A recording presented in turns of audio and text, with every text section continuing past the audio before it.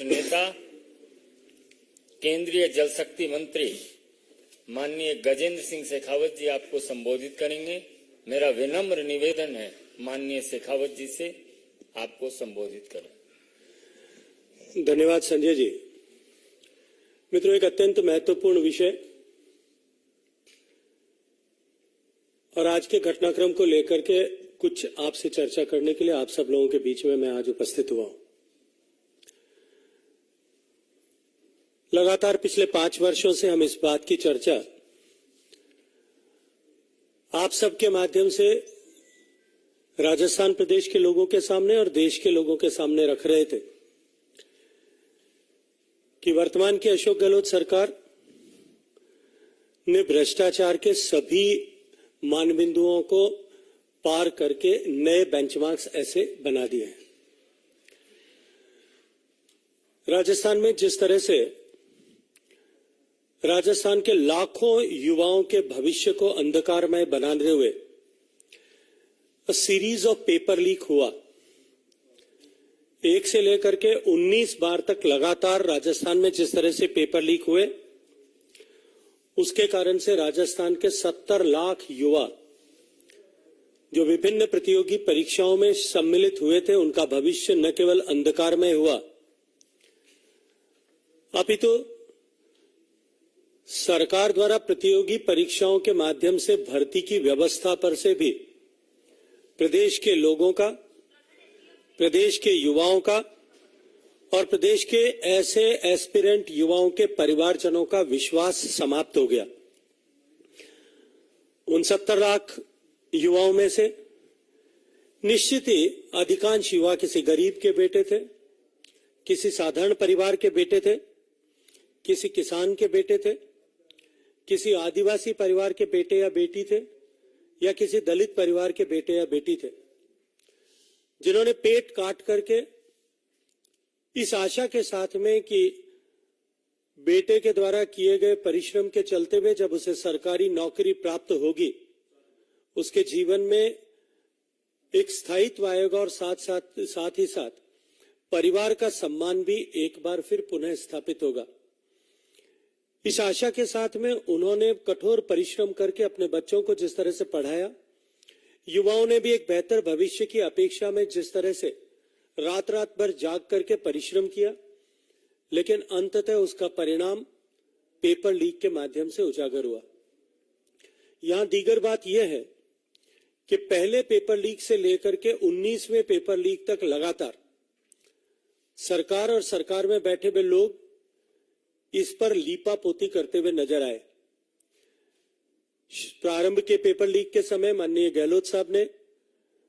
प्रतिक्रिया देते हुए फौरी तौर पर यह कहा कि इस तरह की घटनाएं होना सामान्य बात है और अन्य प्रदेशों में भी इस तरह की घटनाएं होती है। बाद में उन्होंने अपना राग परिवर्तित करते हुए राग में दूसरा सुर अलापा और उन्होंने कहा कि इसमें हम जांच करवाएंगे। वो क्रम न थमने पर बाद में उन्होंने फिर अपने राग में अपने सुर में तीसरा राग अलापते हुए कहा कि इसमें कोई भी अधिकारी और कर्मचारी लिप्त नहीं है। और निरंतर 18 पेपर लीक होने तक वो हर बार बिना मांगे ही कर्मचारियों, अधिकारियों और राजनेताओं को क्लीन चिट ऐसे प्रदान करते हुए दिखाई दिए। 18वें पेपर लीक के बाद जब भारतीय जनता पार्टी ने प्रचंड आंदोलन राजस्थान प्रदेश के हर एक जिले में खड़ा किया और उसके बाद जिस तरह की परिस्थितियां बनी, और मैं अभिनंदन करना चाहता हूं आप सब पत्रकार मित्रों का भी कि आपने जिस निर्भीकता और निष्पक्षता के साथ में इस सब विषय को देश और प्रदेश की जनता के सामने रखा, तब दबाव में आकर के गहलोत सरकार को कुछ फौरी तौर पर कार्रवाई करनी पड़ी और कार्रवाई कुछ कदम चली थी। हम सबके संज्ञान में है कि आरपीएससी के सर्विंग मेंबर को जेल जाना पड़ा और इसके साथ साथ में कांग्रेस सरकार के द्वारा मंत्री पद का दर्जा दिए गए व्यक्ति को भी रंगे हाथों गिरफ्तार किया गया। पेपर लीक के इस प्रकरण में ईडी के प्रवेश के बाद में इसके सरगना की गिरफ्तारी हुई और सरगना की गिरफ्तारी के बाद में जिस तरह के तार जुड़ते हुए प्रतीत हुए, उनके चलते हुए ईडी ने जो हालिया कार्रवाई की है, उन कार्रवाइयों का परिणाम यह है कि आज सरकार बैकफुट पर है और बौखलाई हुई नजर आ रही है। लेकिन क्योंकि नरेंद्र मोदी जी की सरकार का ये संकल्प पहले दिन से है कि हम किसी भी सूरत में किसी भी क्षेत्र में भ्रष्टाचार को बर्दाश्त नहीं करेंगे और भ्रष्टाचार के प्रति जीरो टॉलरेंस की नीति अपनाते हुए हम इस दृष्टिकोण से आचरण और व्यवहार करेंगे। इस पेपर लीक के केस में एसओजी और एंटी करप्शन ब्यूरो जो राजस्थान सरकार के मुखिया आदरणीय अशोक गहलोत साहब के अधीन काम करती हैं, गृह मंत्री होने के नाते और मुख्यमंत्री होने के नाते डायरेक्ट कंट्रोल एंड कमांड मुख्यमंत्री जी का है। जब मुख्यमंत्री स्वयं आगे चल करके इस तरह की क्लीन चिट अधिकारियों और नेताओं को दे रहे थे, तब कोई भी कार्रवाई निष्पक्ष रूप से इन एजेंसीज के द्वारा हो सकेगी, इसकी संभावनाएं राजस्थान के जनता के मन में समाप्त हो गई थी। राजस्थान का युवा ये मानता था कि इस दृष्टिकोण से किसी भी तरह से हमें न्याय नहीं मिल सकेगा। राजस्थान एंटी करप्शन ब्यूरो के सेवानिवृत्त डायरेक्टर जनरल बीएल सोनी साहब ने खुद वीडियो करके ये कहा और इस बात को स्वीकार किया है कि सरकार बड़ी मछलियों पर हाथ डालने नहीं देती थी, हम पर दबाव डाल करके रोकती थी। अब जब इस प्रकरण से जुड़ी हुई बड़ी मछलियों पर ईडी ने कार्रवाई करना प्रारंभ किया है, तब निश्चित ही सरकार में बैठे हुए लोगों को अपनी धरातल हिलता हुआ प्रतीत होता है, अपनी धरती धूसती हुई प्रतीत होती है, अपनी कुर्सी खिसकती हुई प्रतीत होती है और इसके चलते हुए वो ध्यान भटकाने के लिए इस तरह की फौरी प्रतिक्रियाएं करते हैं। आज उन 70 लाख युवाओं और युवतियों को न्याय दिलाने के लिए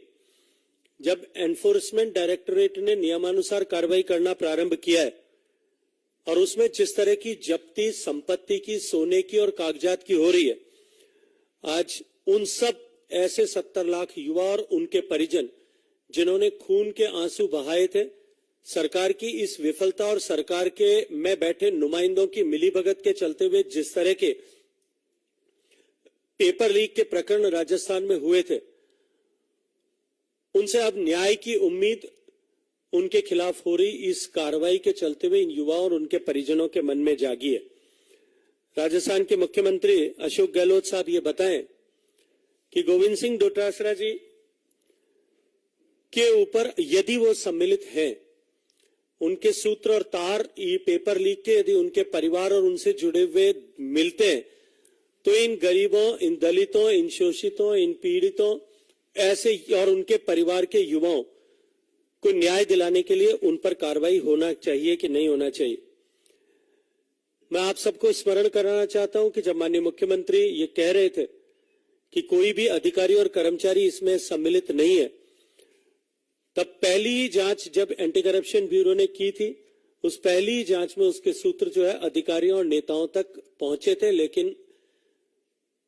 इस राजनीतिक स्तर पर हुए भ्रष्टाचार को दबाने के लिए गहलोत सरकार ने उस जो है जांच को रोकने का काम किया था। मुख्यमंत्री जी एक तरफ तो इस बात को कहते हैं कि ईडी को आर्थिक अनियमितताओं के लिए कार्रवाई करनी चाहिए, दूसरी तरफ जब इस तरह की आर्थिक अनियमितता पर कार्रवाई होती है तब वो तिलमिला करके अलग तरह के बयान देते हुए प्रतीत होते हैं। मैं आज उनसे ये प्रश्न करना चाहता हूं कि पेपर लीक के माध्यम से जिस तरह का षड्यंत्र लाखों युवाओं के भविष्य को बर्बाद करने के लिए हुआ और उसमें जिस तरह से लाखों लाख रुपए का या करोड़ों रुपए का जिस तरह से लेन देन हुआ, क्या वो आर्थिक अपराध की श्रेणी में नहीं आता? दूसरा, मुख्यमंत्री जी ये कहते हैं कि आर्थिक अनियमितताओं पर जांच तो होनी चाहिए, लेकिन जब उनके पुत्र के द्वारा किए गए आर्थिक अनियमितता पर कोई जांच होती है, उस पर वो तिलमिला करके प्रतिकूल बयान देते हुए प्रतीत होते हैं। आज उन्होंने इस ईडी की कार्रवाई को अपने द्वारा दी जा रही खोखली गारंटियों, जिनके ऊपर से जनता का विश्वास समाप्त हो गया, उनके साथ जोड़ने की एक बार पुनः चेष्टा की है। राजस्थान के किसानों के साथ धोखा करने वाली, राजस्थान के युवाओं के साथ अन्याय करने वाली, उनके भविष्य के साथ खिलवाड़ करने वाली, राजस्थान के माताओं बहनों के सम्मान को गिरते हुए आंख मूंद करके देखने वाली इस वर्तमान अशोक गहलोत सरकार की तिलमिलाहट आज और बौखलाहट आज स्पष्ट रूप से दिखाई देती है।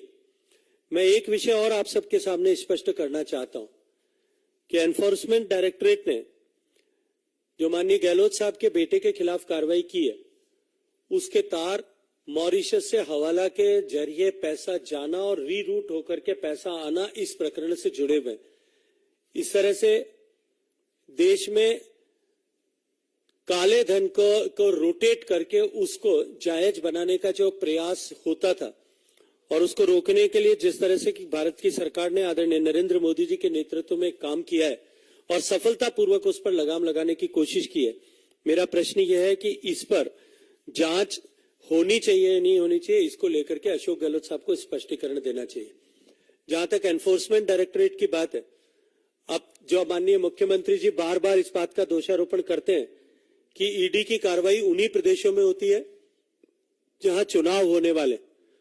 और विपक्षियों को टारगेट करके ईडी की कार्रवाई की जाती है। मैं आज आप सबसे एक प्रश्न करना चाहता हूं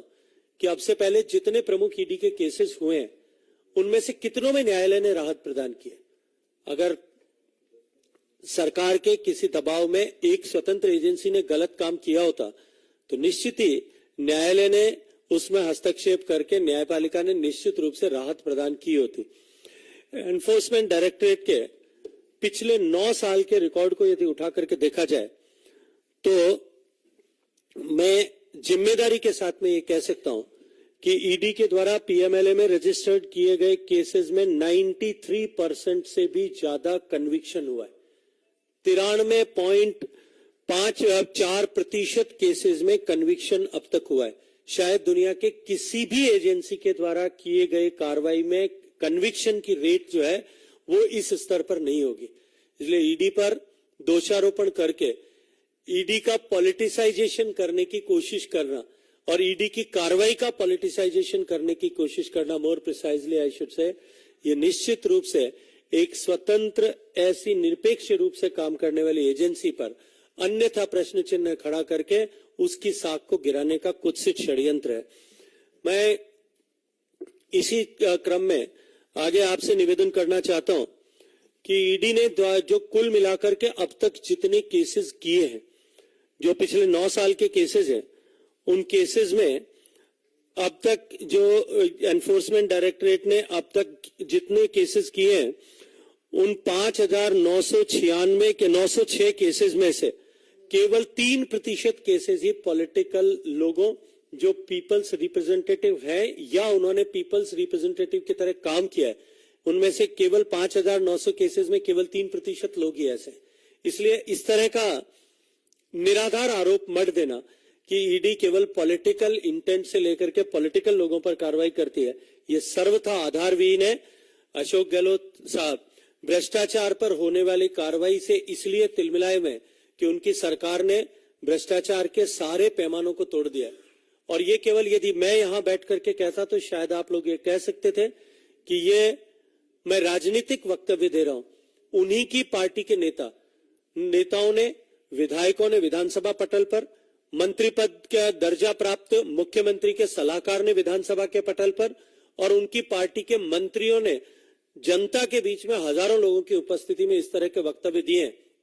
कि हमारी सरकार इस सदी की भ्रष्टतम सरकार है, उसने भ्रष्टाचार के सारे पैमाने तोड़ दिए। जब उनकी पार्टी के नेता भी जिस बात को स्वीकार करते थे और जहां राजस्थान की आम जनता जिस विषय से जुड़ी हुई है, उस भ्रष्टाचार के विषय पर नकेल कसने के लिए, भ्रष्टाचारियों को उनके सही मुकाम पर पहुंचाने के लिए, भ्रष्टाचार को रोकने के लिए प्रभावी कार्रवाई करने के लिए, भ्रष्टाचार से अर्जित धन को वापस वसूलने के लिए जब एनफोर्समेंट डायरेक्टरेट या कोई अन्य एजेंसी इस तरह की कार्रवाई करती है, उससे मेरा प्रश्न यह है कि गहलोत साहब और कांग्रेस पार्टी के नेताओं के पेट में दर्द क्यों होता है? ये वही सचिन पायलट साहब थे जो आज दोनों गलबैया डाल करके दोनों जो है साथ मिलकर के चुनाव लड़ने का ऐसे वक्तव्य दे रहे हैं। आपको याद दिलाना चाहता हूं, कुछ दिन पहले इसी पेपर लीक के विषय को लेकर के टिप्पणी करते हुए उन्होंने अनशन भी किया था और उन्होंने अजमेर से लेकर के जयपुर तक की यात्रा भी निकाली थी। आज की इस कार्रवाई के बाद अशोक गहलोत साहब के द्वारा दिए गए वक्तव्य पर मैं चाहता हूं कि वो भी अपनी तरफ से कुछ टिप्पणी करें। इसी के साथ आप सबका बहुत सारा धन्यवाद।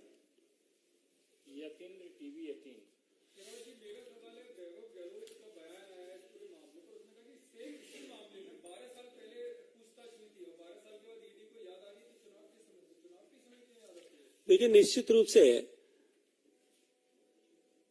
पिछले वर्षों से निरंतर इस विषय को लेकर के जांच चल रही थी और उस जांच में पिछले दिनों में कुछ नए सूत्र ऐसे जांच करने वाली एजेंसीज को मिले हैं जिसके आधार पर उन्हें पूछताछ के लिए बुलाया गया। किसी भी व्यक्ति को पूछताछ के लिए बुलाना अगर वो गैरकानूनी है तो मुझे लगता है कि फिर तो इस देश में कोई भी कार्रवाई नहीं हो सकती। और मेरा प्रतिप्रश्न यह है, 4.5 साल से राजस्थान में एक कोऑपरेटिव सोसाइटी से जुड़े हुए विषय को लेकर के तमाम राजनीतिक बयानबाजी की जा रही थी और उस बयानबाजी की प्रतिक्रिया में हार करके मुझे मानहानि का केस भी करना पड़ा। 4.5 साल तक जांच करने के बाद में चुनाव से जो है चुनाव की घोषणा होने के बाद में 15 दिन पहले मुझे पहली बार सेक्शन 91 सीआरपीसी में नोटिस देकर के क्यों बुलाया गया? क्यों मुझे नोटिस देकर के पहली बार डॉक्यूमेंट मांगे गए? मेरे से 4.5 साल तक डॉक्यूमेंट भी नहीं मांगे थे। अब 4.5 साल बाद पहली बार मुझे डॉक्यूमेंट क्यों मांगे गए? तो अपने गिरेबान में झांक करके उसके बाद में इस तरह के प्रश्न का खड़े करना चाहिए। पॉलमी साहा,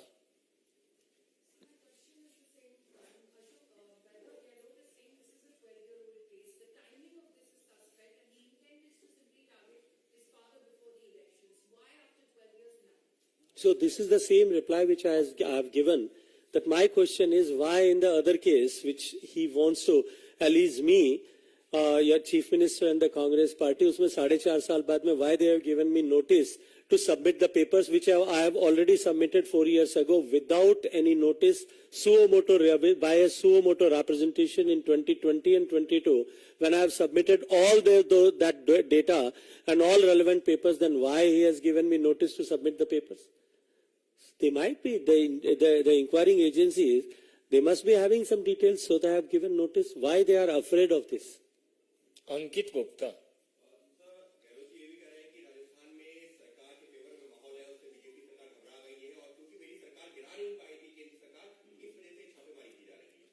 क्योंकि मुझे लगता है कि इन सब विषयों का कहीं कोई तारतम्य नहीं है। राजस्थान में जिस तरह का माहौल है, गहलोत साहब और कांग्रेस पार्टी खुद इस बात को जानते हैं और राहुल गांधी साहब तो सहज रूप से बात करते हुए भी इस बात को सरकार स्वीकार कर चुके हैं कि उनकी सरकार जाने वाली है। पहले वो अपने घर में ठीक करें, धरातल पर निगाह डाल करके देखें। प्रचंड बहुमत के साथ में भारतीय जनता पार्टी की सरकार आने वाली है और सरकार आने के बाद में इन सब विषयों को लेकर के जो किसानों के साथ अन्याय हुआ है और जो युवाओं के भविष्य के साथ खिलवाड़ हुआ है, उनके सारे जिम्मेदार लोगों के साथ में प्रभावी कार्रवाई हो। पेपर लीक करने से जुड़ा हुआ हर एक व्यक्ति को उसके किए के अंजाम की सजा भुगतनी पड़े। इसको भारतीय जनता पार्टी सरकार में आने के बाद, जो आना अवश्यंभावी है, मैं दीवार पर लिखा हुआ पढ़ सकता हूं, आने के बाद प्रभावी कार्रवाई करेगी। ठाकुर रविंद्र सिंह,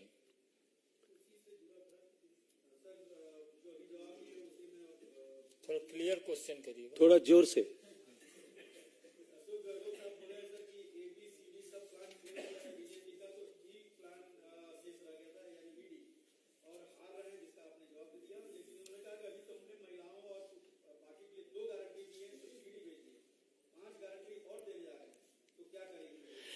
देखिए, मैंने जैसा कहा कि ऐसी गारंटी जिन पे से राजस्थान की जनता का विश्वास उठ चुका है,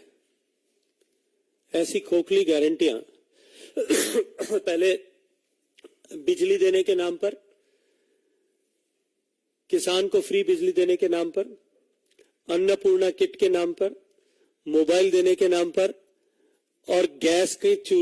का सिलेंडर 500 रुपए में देने के नाम पर जितनी गारंटियां दी गई थी, उन गारंटियों की राजस्थान की जनता ने सिरे से नकार दिया। इसलिए अब इन नई गारंटियों के साथ में एक जो नए लिफाफे में डाल करके पुरानी गारंटी को वापस पेश किया। मार्च में बजट पेश में ये कहा गया था कि हम जो है 500 रुपए में सिलेंडर जनता को देंगे। अब वही गारंटी प्रियंका गांधी जी के मुंह से आप उसी गारंटी को पेपर में डाल करके वापस दिला रहे हो। मैं तो आपसे प्रश्न करना चाहता हूं कांग्रेस पार्टी की सरकार से कि जो गारंटीज मुख्यमंत्री जी ने अभी राजस्थान में दी है, एक बार हिमाचल में, छत्तीसगढ़ में भी जो गारंटीज दी गई थी, उन गारंटीज को भी एक बार आकलन कर लें कि उनमें से कितनी गारंटी आप अब तक पूरा कर पाए।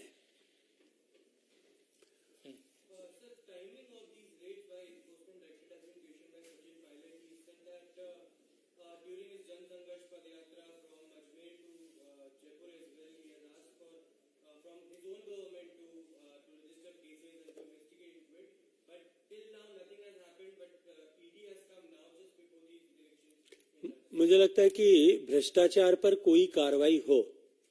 भ्रष्टाचार से अर्जित धन पर कोई कार्रवाई हो, उसको लेकर के किसी तरह के मुहूर्त निकालने की आवश्यकता नहीं होती। जब भी ऐसा कोई विषय संज्ञान में आता है उस पर कठोरतम कार्रवाई होनी चाहिए। ये नरेंद्र मोदी जी का संकल्प है और इस संकल्प के साथ पिछले 9.5 साल से सरकार ने काम किया है।